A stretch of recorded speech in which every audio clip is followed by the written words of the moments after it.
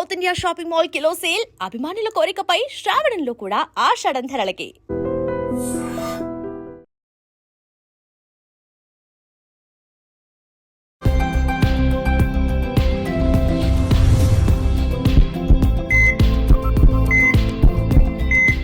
నమస్తే, welcome to healthy conversations with IT media. నేను మీ Jhansi. So ఈరోజు మనం ఆంజనేయ రాజు గారితో ఉన్నాము, ట్రెడిషనల్ హీరర్ ఇంకా హెర్బలిస్ట్. సో ఈరోజు చాలామందికి చిన్న ఏజ్లోనే పైల్స్ ప్రాబ్లం అనేది ఉంటుంది. అసలు పైల్స్ అనేవి ఎందుకు వస్తాయి? ఏమైనా జెనెటికల్గా వచ్చే అవకాశం ఉంటుందా? పైల్స్ అంటాం, ఫిస్టులు అంటాం, చాలా రకాలు ఉన్నాయి కదా. యానల్ రీజన్స్లో వచ్చే వ్యాధుల గురించి ఈరోజు కంప్లీట్గా తెలుసుకునే ప్రయత్నం చేద్దాం. నమస్తే సార్. నమస్కారం అండి. ఎలా ఉన్నారు సార్? బాగున్నానండి. సో చాలామందికి అంటే వన్ ఆఫ్ మై ఫ్రెండ్ చాలా చిన్నప్పుడే సమ్ మోషన్కి వెళ్తున్నప్పుడు బ్లడ్ రావడం ఇలా జరిగేదంట. బట్ తనకి అది పైల్స్ అని తెలీదు, ఏం తెలియదు. అంటే తను చిన్నప్పటి నుంచి ఉండే వరకు కాస్త ఎక్కువగా ఉండేది. ఈ జెనెటికల్గానే వస్తాయా? అంటే చిన్నతనంలో 7-8 ఇయర్స్కి రావడం అంటే అవును, వంశపారంపర్యంగా రావడానికి కూడా అవకాశం ఉందండి. ఓకే. పైల్స్ రకాల్లోనే వివరంగా రాస్తారు. అది 6 రకాలమ్మ. 6 రకాలు మామూలుగా వచ్చే 6 రకాలు. ఈ 6 రకాలే జెనెటికల్గా కూడా చూస్తాం అనమాట. అసలు ప్రధాన కారణాలు ఏముంటాయి సార్? ప్రధాన కారణం అంటే మెయిన్ ఈ యానల్ రీజన్లో ఉన్న బ్యాక్టీరియా అమ్మ.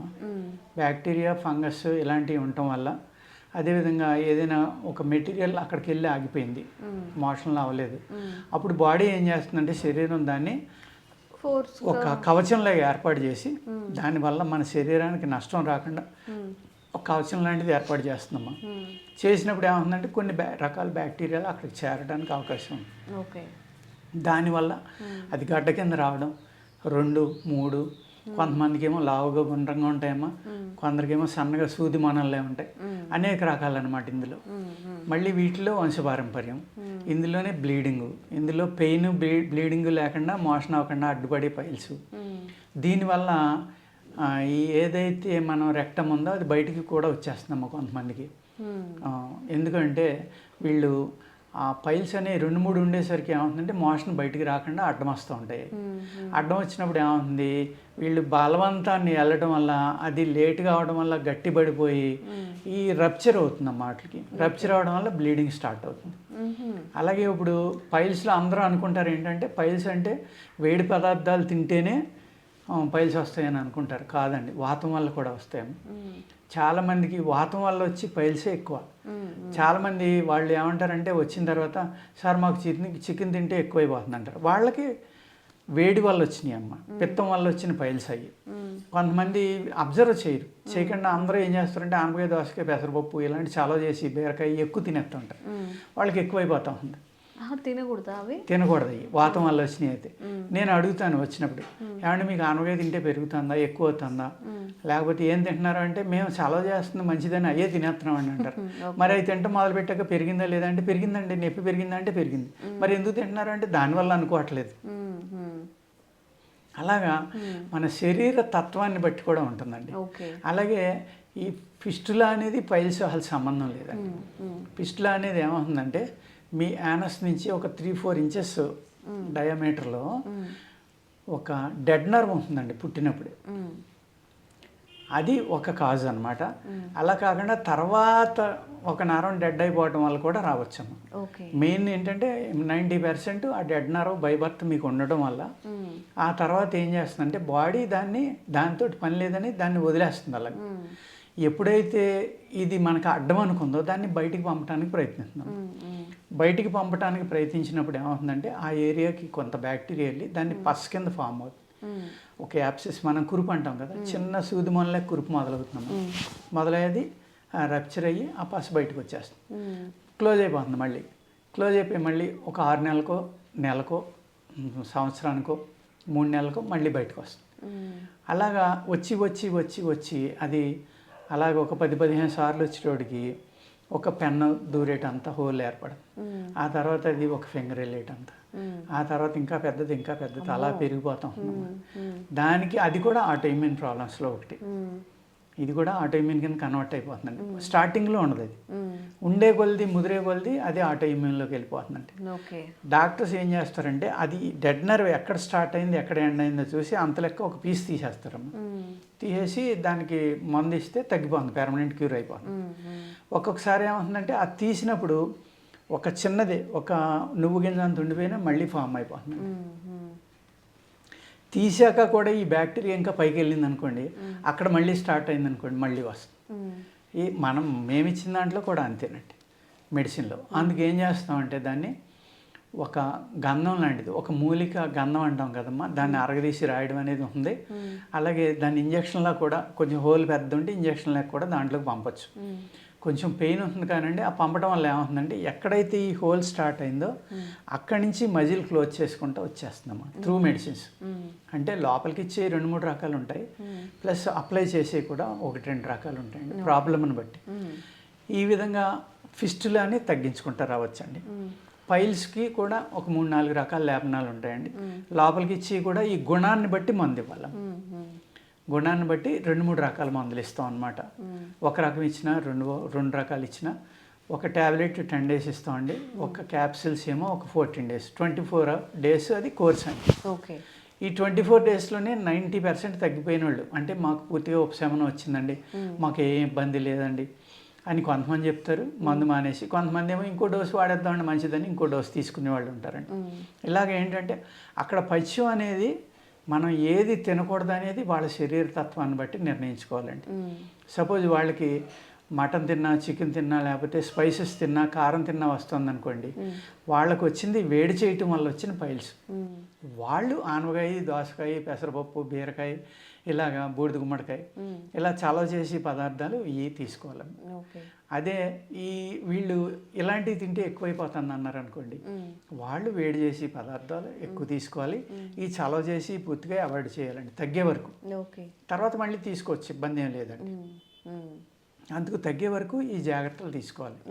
అలాగే కొంచెం కాల్షియం ఫుడ్స్ తగ్గించుకోవాలి. మెయిన్ ప్రాబ్లం ఏంటంటేనమ్మా ఇక్కడ ఈ పైల్స్ ఉన్న వాళ్ళకి ఇండైజెషన్ ఉంది, గ్యాస్ట్రిక్ ప్రాబ్లము, లేకపోతే మోషన్ ఫ్రీగా లేకపోవటం, అంటే మలబద్ధకం అనేది ఎక్కువ ఉంటుందండి ఈ కేసెస్లో. అదేవిధంగా గ్యాస్ ప్రాబ్లం కూడా చాలా ఎక్కువ ఉంది. ఈ రెండాటి వల్ల కూడా పైల్స్ ఏర్పడతాయి. అందుకు ఈ పైల్స్ సార్ ఇప్పుడు మలబద్ధకం అనుకుంటున్నాం మనం, దానికి సొల్యూషన్ ఏంటి? దానికి ఈ లూబ్రికేషన్ కోసం అనేక రకాలైన మందులు ఉన్నాయి కదండి మోషన్ ఫ్రీ కావడానికి. మన పూర్వకాలం అంటే ఆముదం తాగేవాళ్ళు అండి, లేకపోతే సున్నాముఖి ఆకు అనేవారు, అది చేసుకునేవారు. అలాగే రేల చెట్టు, ఇలాగ అనేక రకాలు మోషన్ అవడానికి ఉపయోగపడి మందులు ఉండేవమ్మ. ఆ మందులు వాడుకునేవారు, హ్యాపీగా అయిపోయేది. ఆ సున్నాముఖి ఆకు అనేది ప్రతి పల్లెటూరులోనే అలవాటు. సున్నాముఖి సారి తాగేస్తున్నాడు వీడు, లేకపోతే సున్నాముఖి కషాయం తింటున్నాడు, సున్నాముఖి తిన మోషన్ ఫ్రీగా అయిపోయి. అంటే ఇదొక జనరల్ నాలెడ్జ్గా ప్రతి ఒక్కళ్ళకి ఆయుర్వేదంలో వనమాలు తెలిసి ఉండేయమ్మ. అప్పట్లో ఇప్పుడు ఎవరైనా చెప్తే కానీ తెలియదు ఏంటి ఎక్కడ. అంటే ఇప్పుడు మనం దాన్ని కోల్పోయామండి ఆ నాలెడ్జ్. దానివల్ల ఇంత మనం ఇబ్బందులు పడవలసి వస్తుంది అనమాట. వాళ్ళు సింపుల్గా చెప్పేసేవారు, మలబద్ధకం ఉందంటే వారానికి ఒక రోజు ఆమె తాగొచ్చు కదరా, నెలకోసారి ఒక వారం 10 రోజులు సున్నముఖి ఆకు తీసుకో, లేకపోతే ఏ ఆసనాలు వేయి, వ్యాయామం చేయి, రన్నింగ్ చేయి, చేస్తే అయిపోతుంది ఫ్రీగా, నీళ్ళు ఎక్కువ తాగు, ఇలా చెప్పేసేవారు అంతే సింపుల్గా. అలాగా దాన్ని కాపాడుకునేవారు కాబట్టి అమ్మ బ్రహ్మాండంగా పనిచేసేది. అదేవిధంగా కంద, దురద కంద అంటాం మనం. తీపి కందని ఇంతంత దుంపలు దొరుకుతాయి, అది కాదండి, అది దురద ఉంటుంది, అది కూడా పనిచేస్తుంది. కానీ దురద కంద అని ఉంటుంది, అడవి కంద అని ఉంటుందమ్మా, అది ఇంకా భయంకరమైన దురద. అది అసలు మనం పట్టుకుంటేనే చేతులన్నీ మండిపోతాయి, దురద వచ్చేస్తుంది. వాటిని ఏం చేయాలంటే మనం చేతికి బాగా నూనె, కొబ్బరి నూనె కానీ నెయ్యి అయితే మంచిదండి, అది రాసుకుని జాగ్రత్తగా చెక్కుని అది చక్రాల కింద కోసుకుని ఎండబెట్టుకుని పౌడర్ అయిన తర్వాత దాంట్లో బెల్లం కలుపుకోవాలండి. ఎంత పౌడర్ ఉందో అంత బెల్లం కలుపుకోవాలి. కలుపుకుని చిన్న బఠానీలాగా మాత్రలు చేసుకుని గొంతుకులోకి వేసుకుని జాగ్రత్తగా ఉదయం ఒక 5-6, సాయంత్రం ఒక 5-6 తీసుకుంటే ఈ పైల్స్ అన్నీ తగ్గిపోతాయి. అప్పట్లో ఈ కంద అనేది అందరూ తినేవారు, పెండలం, కంద, దురద కంద అవనండి, ఈ కంద అవనండి. తీపి కంద అనేది తర్వాత వచ్చింది, ఎక్కువ ఆ చిన్న కందే ఉండేదేమో. అది చక్కగా నెలకు 2-3 సార్లు తినేవారు. అలాంటి ఆహారం తిన్నప్పుడు ఈ పైల్స్ రావడానికి అవకాశం లేదండి. అసలు ఏదైతే ఈ కోలాన్ ఏరియాలో ఒక 1 ఫీట్ 6 అంగుళాలు 8 అంగుళాలు ఉందో, ఈ దురదకాంద తింటే అవన్నీ కూడా బయటికి వెళ్ళిపోతాయమ్మా. అసలు నులిపురుగు కానీ పొట్టలో, లేకపోతే ఈ బ్యాక్టీరియా కానీ ఫంగస్ కానీ ఇవన్నీ కూడా బ్రహ్మాండంగా బయటికి వెళ్ళిపోతాయి. కానీ అల్సర్స్ ఉన్న వాళ్ళు తింటే మట్టుకు బాగా ఇబ్బంది మండిపోతాం. అటువంటి వాళ్ళు తినకూడదండి. అలాగా ప్రతిదీ కూడా ఎవరు తినాలి, ఎవరు శరీరతత్వం బట్టి ఏది సూట్ అవుతుంది అంతే. నేను దురదకంద అన్నానని అది అల్సర్స్ ఉన్న వాళ్ళు తినేశారు అనుకోండి, ఇబ్బంది అవుతుంది. ఆ విధంగా అండి. ఇది ఎవరు తినాలి? గ్యాస్ ప్రాబ్లం ఉన్నవాళ్ళు, నులి పురుగులు ఉన్నవాళ్ళు, ఈ ఫంగల్లో బ్యాక్టీరియా ఇలాంటివి ఎక్కువ ఉండి, ఈ కొలైటిస్ ఏరియాలో ప్రాబ్లం ఉన్నవాళ్ళు ఇలాంటివి తీసుకుంటే చక్కగా తగ్గుతుందండి ఇది. అదేవిధంగా నీరుల్లిపాయ అండి, మనం కూరలో వేసుకుంటాం కదా ఉల్లిపాయ, దాన్ని నేతిలో వేపించుకుని వెన్నపూసలో కలుపుకుని రోజు ఈ మాత్రం తింటే తగ్గిపోతుందండి. అప్పుడు ఏమవుతుంది? లూబ్రికేషన్ ప్లస్ ఈ మోషన్ ఫ్రీగా అయిపోవడం. ఈ ఎవరికైతే ఇది బాగా క్రానిక్ అయిపోయి ఏజ్డ్ పీపుల్ ఉంటారు కదమ్మా, 70 ఏళ్ళు 80 ఏళ్ళు వాళ్ళు ఉంటారు, వాళ్ళకి మోషన్ ఫ్రీగా అవ్వదు, ప్లస్ పైల్స్ ఉంది. ఈ మోషన్ అవ్వట్లేదని ఒగ్గబెట్టినప్పుడు ఏమవుతుందంటే ఆ పైల్స్ బయటకు వచ్చేస్తాయి. వచ్చేసి మోషన్ ఫ్రీగా అయినా కూడా అవి లోపలికి వెళ్ళాము, పేగు కూడా జారుతుంది. రెక్టమ్ ప్రొలాప్స్ అంటాం మనం. ఆ పేగు కూడా 2-3 అంగుళాలు బయటకు వచ్చేసి ఉండిపోతూ ఉంటుంది. పాపం వాళ్ళు మళ్ళీ కొబ్బరి నూనె రాసుకునో ఆముదం రాసుకునో లోపలికి తోసుకోవడం, ఆ తోసుకున్నప్పుడు మళ్ళీ గోళ్ళు గుచ్చుకుంటే గాయం అవటం, అనేక రకాల ఇబ్బందులు ఉంటాయి. దానికి ఏం చేస్తామంటే మన దగ్గర కొన్ని ఆయింట్మెంట్స్ ఇలాంటివి ఉంటాయండి. ఆయింట్మెంట్ కానీ ఒక ట్యాబ్లెట్ కానీ మోషన్ అయిన తర్వాత లోపల పెట్టేస్తే దానికి మళ్ళీ స్ట్రెంగ్త్ వచ్చేస్తుంది, నార్మల్ స్ట్రెంగ్త్ వచ్చేసి నార్మల్ అయిపోతుందమ్మా. అది అల్లోపతిలో ఏం చేస్తారంటే మళ్ళీ ఆ లోపలికి పంపి మ్యాట్ వేస్తారు బయటికి రాకుండా. అదే మ్యాట్ వీక్ అయినప్పుడు మళ్ళీ రావచ్చు. ఇది న్యాచురల్గానే ఆ నరాలకి స్ట్రెంగ్త్ వచ్చి మళ్ళీ నార్మల్ అయిపోయేలాగా కూడా ఆయుర్వేదంలో మందులు ఉంటాయండి. అలాంటి అద్భుతమైన ఈవెన్ యూట్రస్ ప్రొలాప్స్ ఉంటుందమ్మా కొంతమందికి, ఆయుర్వేదంలో దాన్ని గోద దిగటం అంటారు. వాళ్ళకు కూడా ఈ మెడిసిన్ పనిచేస్తుంది అనమాట. అలాగే ఆయుర్వేదంలో అనేక దీనికి ఎన్నో రకాలు, కొన్ని 100 రకాలు ఉన్నాయమ్మా ఆయుర్వేదంలో. ఏది పైల్స్ తగ్గించడానికి, పిస్టులాకి, ఫిషర్స్కి, అన్నిటికి కూడా. కానీ మనం ఏంటంటే ఆ నాలెడ్జ్ కోల్పోయాం కాబట్టి దాన్ని నమ్మట్లే మనం. దాన్ని పూర్తిగా వాడుకోవడం మానేసి ఎప్పుడైతే మీకు హ్యాపీగా మోషన్ ఫ్రీగా అయిపోయి గ్యాస్ట్రిక్ ప్రాబ్లం ఇలాంటివి లేవో వాళ్ళకి రావడానికి తక్కువ అవకాశం ఉందమ్మా. పైల్స్ వచ్చిన వాళ్ళకి అవి రావడానికి అవకాశం ఉంది, అవి ఉన్న వాళ్ళకి ఇది రావడానికి అవకాశం లేకుండా కూడా రావచ్చు. అంటే మోస్ట్ ఆఫ్ ద కేసెస్లో కాన్స్టిపేషన్ ఉందని చెప్తారు పైల్స్ వాళ్ళు. అలాగే ఇప్పుడు ఈ కరోనా వచ్చాక ఈ టైప్ ఆఫ్ కేసెస్ బాగా ఎక్కువైపోయినాయమ్మా, చాలా ఎక్కువైనాయి. ఇదివరకు ఇన్ని కేసులు వచ్చాయి కదా మాకు, చాలా ఎక్కువ వస్తాయి. చాలా రకాల హెల్త్ ఇష్యూస్ కూడా అప్పటి నుంచి పెరిగిపోయినాయి, బాగా పెరిగిపోయినాయి.